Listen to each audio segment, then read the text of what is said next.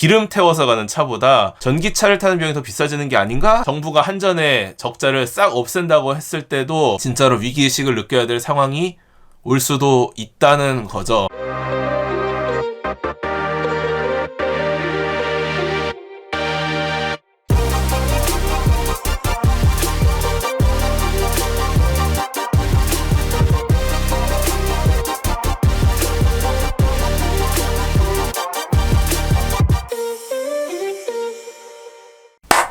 안녕하세요, 썬더볼트입니다. 정말로 다사다난했던 제 개인적으로도 그렇고 사회적으로도 그렇고 이래저래 굉장히 힘들었던 2022년이 끝나고 드디어 2023년 새해가 밝았습니다. 근데 이 새해에 좀 좋은 소식만 들리면 좋겠는데 새해 첫날부터 좀 안 좋은 소식들이 들려오고 있습니다. 뭐냐면요, 새해부터 전기요금이 오른다고 합니다. 최근 들어서 이 전기요금이라는 말에 옛날보다 더 흠칫흠칫 놀라시는 분들이 많을 것 같아요. 왜냐면은 전기차 보급이 확 늘어나면서 이제 전기요금이 기름값처럼 우리 생활에 더 확 와닿기 때문인데요. 제 주변만 해도 전기차 타는 사람이 굉장히 많이 늘었고, 저도 직장에서 업무용 차량으로 아이오닉 5를 타고 있기 때문에 이번 전기요금 인상이 또 어떤 나비 효과를 일으킬지 굉장히 궁금해집니다. 그래서 지인들이나 아니면 온라인 자동차 커뮤니티를 보면은 전기차에 대한 가장 큰 우려를 낳는 거, 그게 뭘까요? 전기료가 오르고, 전기료가 오르는 만큼 전기차 충전 요금이 오르다 보면은 언젠가 가솔린 또는 디젤을 기름 태워서 가는 차보다 전기차를 타는 비용이 더 비싸지는 게 아닌가? 라는 이런 의문점이 들기 때문인데요. 이번처럼 전기료가 통으로 확 상승하고 전기차 충전 요금 할인이 없어져 버리고 이 상황이 지속되다 보면은 기름차보다 비싸지겠다라는 생각이 저도 듭니다. 자, 그래서 이런 상황이 계속 지속된다면은 기름차보다 전기차 타는 비용이 더 비싸지는 거 아니야? 전기차는 기름차보다 최소 1,000만 원 이상 비싼데 그러면은 완전 손해네. 이런 문제점이 발생할 수 있기 때문에 한번 오늘 이 시간에 따져보도록 하시죠. 자, 전기요금은 왜 오를까? 전기요금 책정은 어떻게 되는 걸까? 여기에 대해서 먼저 짚고 넘어가야지 우리가 전기차를 충전하는 데 드는 요금에 대해서 말을 할 수 있을 것 같습니다. 그래서 가장 원론적인 이야기를 해볼까 해요. 전기요금은 대체 왜 오를까? 이 많은 분들이 전기요금에 대해서 틀린 말을 하시는 게 전기요금이 아니라 전기세라고들 흔히들 많이 말씀을 하시죠. 근데 전기는 세금이 아닙니다. 전기는 쓴 만큼 돈을 내는 요금이에요. 그 말은 즉 전기를 만드는 원가가 존재하고 그 전기를 만들어서 파는데 또 이윤이 남고 이렇게 전기에 대해서 또 경제가 돌아간다는 건데요. 이 전기료가 오른다는 뉴스를 보면은 아니면은 커뮤니티 글들 보면은 거기에 달린 댓글을 볼 때마다 저는 항상 당황스러워요. 왜냐면은 우리가 기름값이 오르면은 국제 유가가 오르니까 올랐나 보다 하는데 전기료가 인상되는 이유에는 굉장히 그 이유를 이상한 데서 찾는 분들이 많으시더라고요. 자, 그래서 여기서 되게 조심해서 말을 해야 될 것들이 나오는데, 그래서 이런 이상한 댓글들 찾아보면은 이전 정부에서 탈원전을 해서 전기료가 오른다라는 소리도 있고, 아니면은 현 정부에서 돈 쓰느라고 모자른 세수를 전기료를 확보하려고 한다. 아니면은 한전이나 발전사에서 인건비 너무 많이 나가서 성과급 파티한다고 전기료가 오른다. 진짜 이거 다 말도 안 되는 이야기입니다. 다 틀렸습니다. 일단은 탈원전이라고 하지만 신한울 1, 2호기 등 원전이 늘었어요. 그래서 탈원전 기조가 전기요금에 영향을 미치려면은 최소 10년 이후가 될 것 같고요. 그리고 현 정부에서 부족한 세수를 끌어다 쓰려고 전기료를 올린다는 거는 어차피 지금 전기료를 10% 올렸지만 10% 올려봐야 한전이 적자를 면할 수 있는 상황도 아니고, 한전은 공기업이지만 또 상장기업이라 가지고 마음대로 또 정부가 돈을 끌어다 쓸 수도 없습니다. 그리고 인건비가 나가는 거는 정말 미미해요. 정말 미미해요. 인건비는 거의 전기료에 영향을 안 준다고 보면 되고요. 그래서 정치적인 문제가 전기요금에 전혀 영향을 안 미치는 건 아니지만 그 영향은 정말 미미하고 철저하게 시장경제의 논리에 따라서 작용하는 게 전기요금입니다. 그래서 전기를 만드는 데 들어가는 돈, 즉 전기 생산 원가를 따져봐야 합니다. 대한민국에서 전기를 만드는 방법은 대표적으로 세 가지인데요. 원자력, 석탄화력, 가스복합화력. 전력거래소 사이트 들어가면은 실시간으로 어떤 방식의 발전기가 얼만큼 지금 발전을 하고 있는지 볼 수가 있는데요. 말했듯이 원자력, 석탄, 가스가 거의 딱딱딱 30%, 30%, 30%씩 가져가고 그 외에 이제 남은 10%에서 신재생이라든지 아니면 석유 발전, 양수 발전 등등이 소소하게 차지를 하고 있습니다. 이 그래프에서 유심히 봐야 할 거는 원자력은 시간대별 발전량 변화가 없고 석탄은 변화가 조금 있고 가스는 시간대에 따라서 10,000메가와트를 넘나들면서 출렁이고 있는 모습을 볼 수 있는데요. 우리의 전기요금이 결정되는 이유가 바로 여기에 있습니다. 자, 아시는 분들은 다 아시겠지만 발전 비용은 원자력이 일단 가장 저렴합니다. 그 다음이 석탄이고 가장 비싼 게 가스예요. 원자력 발전은 가장 저렴한 데다가 원자로라는 물건을 마음대로 출력을 막 올렸다 내렸다 하기도 힘들고 껐다 켰다 할 수는 없기 때문에 상시 풀파워로 돌립니다. 그리고 석탄화력도 마찬가지로 사시사철 24시간 거의 풀파워로 돌리는데요. 원자력과 석탄은 변함없이 돌아가는 전력부하의 밑 기둥이라는 의미에서 이 둘을 묶어서 기저부하라고 부릅니다. 그런데 가스 발전은 왜 혼자 널뛰고 있냐? 바로 전기와 전력 시장의 특수성 때문인데요. 전기라는 것은 공급과 수요가 실시간으로 딱 맞아 떨어져야 합니다. 수요보다 너무 많이 공급되어도 안 되고 수요보다 너무 적게 공급되어도 안 되는데 문제는 계절별로 수요가 다르고 그리고 24시간 중에 그 시간대별로 전기 수요가 다 달라지기 때문이에요. 사람들이 자는 시간인 밤에는 전력 수요가 당연히 떨어지고 활발하게 일하는 시간에는 전력 수요가 확 늘어나는데요. 그래서 지금 이 그래프를 보면은 아침에 사람들이 일어나서 출근할 때 확 전력 수요가 늘었다가 점심시간에는 밥 먹어야 되니까 떨어지고 다시 오후부터 쭉 늘었다가 밤이 오면 다시 떨어지는 모습을 볼 수 있습니다. 사람들이 집에서 불 끄고 잠을 자는 것처럼 공장이랑 산업 현장에서도 밤에는 이제 쉬는 경우가 많기 때문에 결국에 이 전력 수요는 사람의 라이프 사이클을 맞춰가는 거죠. 이렇게 수요에 맞춰서 공급이 변해야 되는데 기저부하인 원자력과 석탄화력은 발전기의 출력을 이렇게 실시간으로 조절하는 게 사실상 어렵습니다. 그래서 출력 조절이 즉각적으로 가능한 가스터빈을 이용한 가스 복합 화력 발전이 필요한 거죠. 단순 생각으로 가격이 싸면은 원자력 100% 돌리면 되는 거 아니야가 불가능한 이유가 바로 여기에 있습니다. 그런데 이 가스 발전기들도 다 같은 가격이 아닙니다. 발전기의 용량에 따라서 그리고 발전기의 형식에 따라서 그리고 연식에 따라서 그리고 어느 회사에서 만들었냐에 따라서 각각의 효율이 다르고 원가가 다 다른데요. 여기에서 SMP, 개통 한계 가격이라는 개념이 나옵니다. 효율이 좋아서 발전 원가가 저렴한 발전기를 먼저 돌리고 전력 수요가 올라가는 거에 따라서 그 다음 효율의 발전기를 돌려나가는 방식인데요. 예를 들어서 발전 원가가 현재 킬로와트 시당 200원인 발전기가 돌고 있을 때 SMP는 200원이고요. 전력 수요가 늘어나가지고 발전기가 더 돌아야 되는데 그 다음 발전기의 발전 원가가 킬로와트 시당 210원이라고 한다면은 SMP는 210원이 되는 거예요.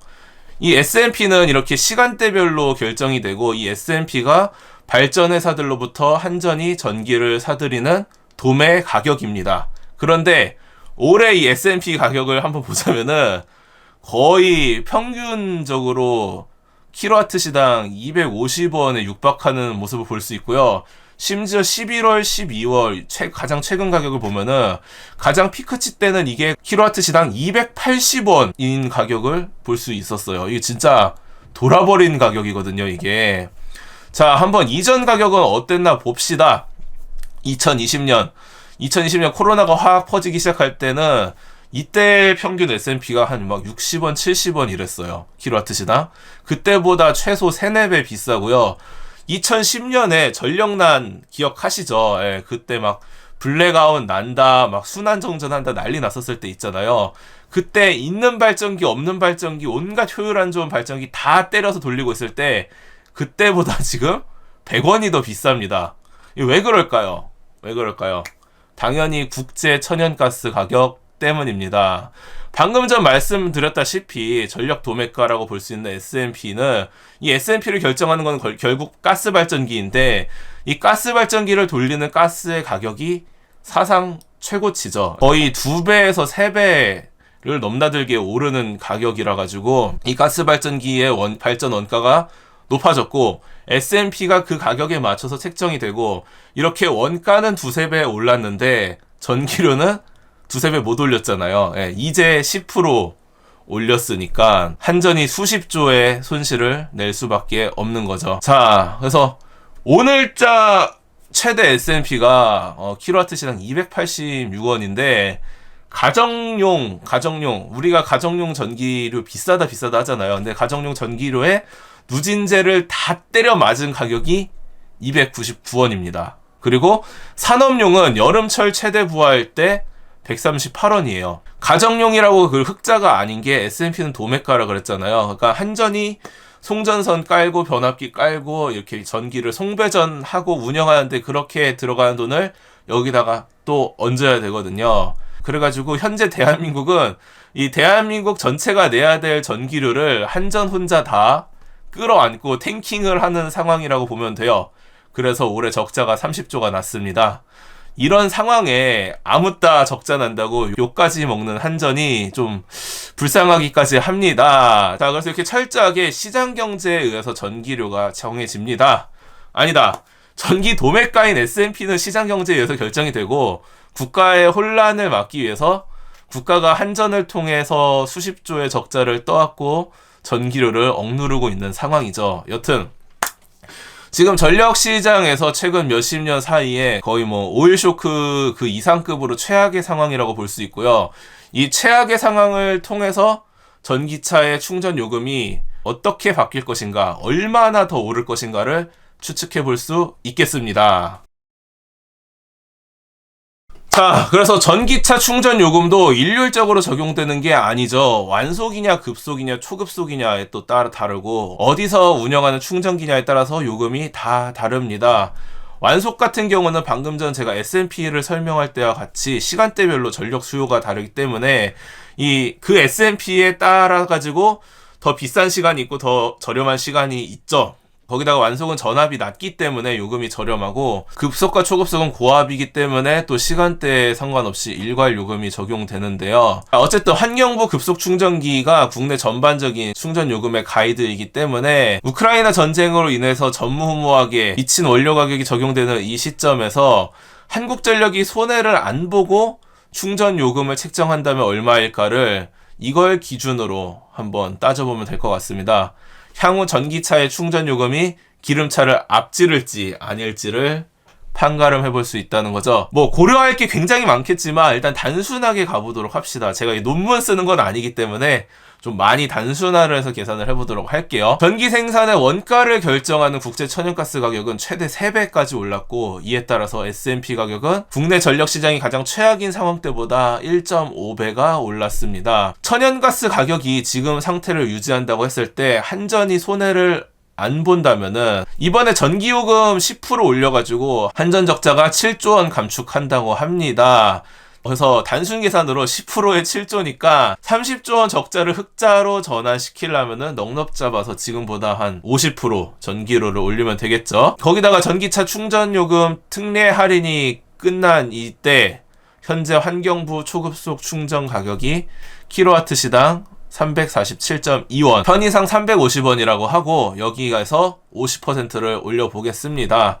그러면은 킬로와트 시당 525원. 그러니까 한전이 적자를 안 볼 전기 요금을 책정한다면은 충전 요금은 100kW 이상 초급속 충전 기준일 때 금액이 525원이 된다는 거죠. 이렇게 충전 가격이 올랐을 때 과연 기름차에 비해서 메리트가 있냐? 한번 봅시다. 지금 가장 많이 돌아다니고 있는 전기차가 바로 아이오닉 5죠. 이 아이오닉 5 저도 이제 회사에서 타고 있는데 이거를 기준으로 계산해 보도록 할게요. 롱레인지 2륜 기준으로 복합 전비가 킬로와트 시당 5.2km, 1년에 2만 km를 주행한다고 했을 때 2만 나누기 5.2 하면은 3,850kWh이네요. 그러니까 킬로와트 시당 525원이니까 3,850 곱하기 525 하면은 약 202만원. 아이오닉 5랑 비슷한 급으로 보면은 현대 산타페가 있겠죠. 휘발유도 유류세이나 지금 바로 이 순간부터 없어졌으니까 지금 한 1,600원 잡고 계산을 해보겠습니다. 산타페 가솔린 2륜 연비가 리터당 10.5km, 2만 km 나누기 10.5 하면은 1,905. 1,905 곱하기 1,600 하면은 약 305만원. 가솔린 기준. 산타페 하이브리드가 연비가 리터당 15km네요. 그러니까 2만 나누기 15 하면은 1333 곱하기 1600 하면은 213만원. 방금 전에 아이오닉 5가 202만원인데 산타페 하이브리드가 213만원. 자, 전기차에는 지금 최악의 시나리오긴 해요. 보통 저렴한 완속과 비싼 급속을 반반씩 사용하시는 분들이 많은데 급속 충전만 사용했고 할인카드 적용 안 했고요.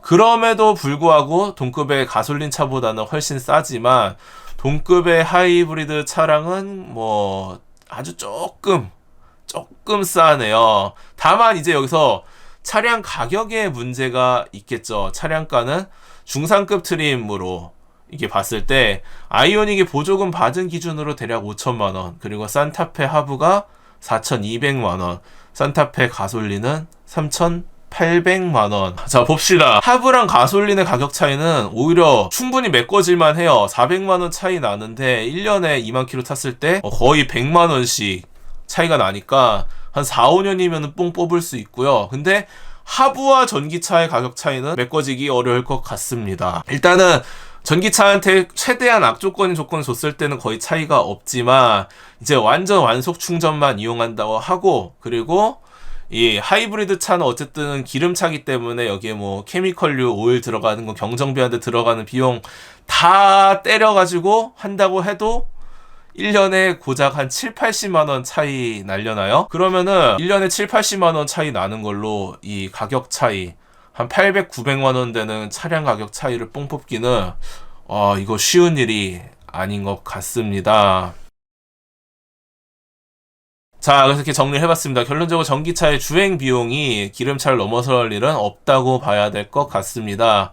그렇다고 막 전기료를 미친듯이 올리고 전기차에만 특별히 돈을 더 부과할 수가 없는 게, 전기차는 어쨌든 전기이기 때문에 전기만 어디서든 끌어올 수 있으면 충전을 할 수 있으니까 결국에 한전의 통합 전기 요금 체계를 따라가고, 아무리 올라봐야 지금보다 50% 오르는 게 한계니까요. 그래서 최악인 상황에서 지금의 전력 시장에서 정부가 한전의 적자를 싹 없앤다고 했을 때도 전기차 주행 비용은 기름차보다 저렴합니다.